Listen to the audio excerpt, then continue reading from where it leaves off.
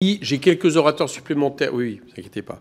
Monsieur le Président devait absolument partir, mais il accepte de rester quelques minutes de plus pour répondre. Par contre, je vais tous les prendre les uns après les autres. Et soyez courts et posez vraiment les questions que vous voulez ajouter de façon à ce qu'on puisse tenir les temps. Laurent Baumel. Oui, merci, Monsieur le Président. Vous avez fait référence aux premières décennies de la Ve République. Alors, sans cultiver une nostalgie inutile, mais c'est vrai que la politique industrielle n'a plus tout à fait l'ambition qui fut la sienne à l'époque où socialistes, communistes et gaullistes étaient finalement d'accord pour dire que l'État devait organiser les filières économiques de ce pays et pas simplement sous la forme de baisse d'impôts non ciblées pour l'ensemble des sociétés.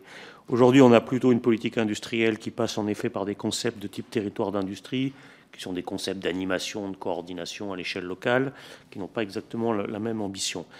Du coup, ma question est assez simple. Le peu qui reste de politique industrielle nationale, par exemple à travers les interventions de la BPI, sans vous prononcer explicitement sur le PLF 2025, est-ce que vous pouvez néanmoins dire ici qu'il est souhaitable que nous ayons une trajectoire budgétaire qui consolide malgré tout ce type d'intervention? Christine Pires-Beaune. Oui, merci Monsieur le Président. Monsieur le Premier Président, à mon tour de vous remercier la Cour des comptes pour ce rapport et de formuler le vœu que les pouvoirs publics se saisissent de ces recommandations, pour certaines d'ailleurs maintes fois proposées, je pense notamment au crédit impôt recherche. Mais c'est sur un autre sujet, profitant de votre présence, que je veux vous interroger, sujet d'actualité. Un règlement entre la France et la Suisse daté de 2009 permet à des grands groupes français internationaux de bénéficier d'un régime dérogatoire avantageux. Cet accord permet de rattacher leurs cadres dans une filiale suisse tout en les faisant travailler en France. Et ces cadres sont alors affiliés au régime social suisse. Les entreprises ne payent pas les cotisations sociales en France. Une vingtaine de grands groupes français seraient concernés. 300 millions d'euros annuels échapperaient ainsi au budget de la sécurité sociale. Je voulais savoir si, quand vous avez été à Bercy, de mai 2012 à mars 2014, vous aviez eu connaissance de ce régime dérogatoire. Je vous remercie. Merci. Véronique Louwagie. Merci, Monsieur le Président. Merci, Monsieur le Premier Président, pour cette présentation. Je remercie également toutes les personnes qui ont participé à ce rapport. Vous n'avez aucunement évoqué, je ne l'ai pas vu dans votre rapport non plus, la question du temps de travail en France et du recours aux heures supplémentaires dans l'industrie. Or, si nous regardons différentes enquêtes, notamment l'enquête force de travail d'Eurostat en 2019, la durée effective annuelle moyenne de travail des salariés à temps complet demeure en France bien inférieure à celle qui existe dans les autres pays, puisque les Français travaillent 155 heures de moins dans l'année qu'en Allemagne, 162 heures de moins qu'en Italie et 242 heures de moins qu'au Royaume-Uni. Donc en fait, j'ai une question. Est-ce que, selon vous, la durée légale du travail hebdomadaire en France, aujourd'hui, pénalise la compétitivité de nos entreprises industrielles? Est-ce que cela a des répercussions sur nos entreprises françaises? Merci, Madame Maret-Boye.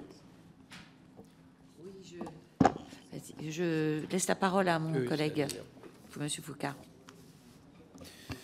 Merci, Monsieur le Président. Monsieur le Premier Président, cette enquête met en lumière des lacunes graves dans la gestion des investissements publics au service de notre industrie. Les constats dressés sont préoccupants. Une mauvaise gestion des plans, des circuits de financement d'une complexité excessive qui compromettent l'efficacité des investissements d'avenir. Sur la période 2010-2020, ce sont 11 milliards d'euros de fonds publics qui ont été engagés dans des secteurs stratégiques tels que le nucléaire, l'aéronautique, le spatial et l'énergie. Ces investissements indispensables auraient dû faire l'objet de davantage d'attention dans leur utilisation. Compte tenu de l'ampleur des montants mobilisés, il est impératif d'exiger des vérifications de conformité plus rigoureuses pour s'assurer que chaque euro public investi contribue à des objectifs clairs et mesurables. Ma question est simple. Au-delà de l'évaluation du degré de maturité technologique, quels ont été les critères précis de sélection des investissements réalisés? Quel mécanisme préconisez-vous concernant l'évaluation plus rigoureuse de l'investissement dans nos secteurs stratégiques? Je vous remercie. Merci. Monsieur le Président. Merci, Monsieur Baumel. Je ne sais pas si on peut partager cette nostalgie pompidolienne, encore plus que gaullienne, des débuts de la Ve. Ça mériterait d'autres débats, mais en toute hypothèse, d'ailleurs, ce serait intéressant de comparer très exactement les montants et en pourcentage de ce qu'on faisait à l'époque et maintenant. les choses ont évidemment énormément changé. Et on ne déploie pas tout à fait la politique industrielle dans les mêmes... Et l'européanisation est sans aucun doute une ouverture qui, pour le coup, est d'avenir. Mais disons que nous avons certes proposé des marges d'ajustement ou des économies ici ou là. Aucune politique ne doit y échapper. Le critère, c'est la qualité de la dépense. Mais sans aucun doute, nous pensons qu'il faut garder une ambition pour la politique industrielle et que celle-ci doit avoir une traduction budgétaire. Donc, il n'est pas interdit de réfléchir à l'efficience de certains mécanismes, comme les impôts de production, mais globalement, on doit garder un cap en la matière et une priorité sans aucun doute.